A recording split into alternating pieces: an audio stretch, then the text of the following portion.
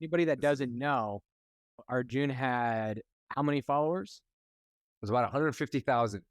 150K people. We're talking big numbers here. And he started over. Explain why.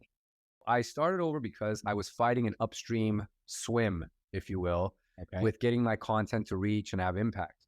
It wasn't having the impact that it should have, and not for the reasons that I made the mistakes in the first 2 years of the journey, but because I'd gotten suspended on my account twice over an 18-month span. And each time I'd get suspended for violating community standards, and these standards I violated before some of you are like, this guy, he must be a troublemaker.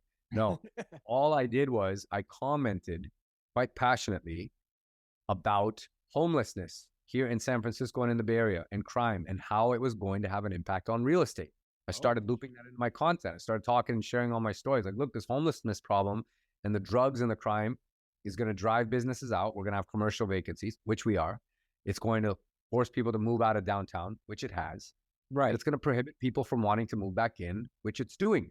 Right. So when that happened, each time it would violate community standards because people are very touchy about that topic here. So somehow, some way, it must have triggered. I guess I'm close because Meta's headquarters are about 50, 60 miles away, right, from where I'm at right now.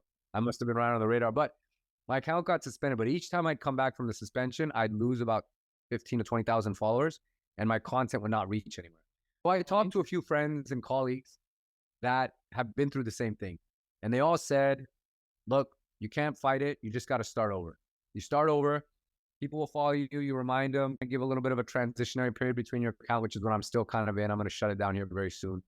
And then you just start building organically, but you get to do all the same things that you've been preaching and practicing up until now, but people get to see you do it live. So I've actually had it's been a lot of fun.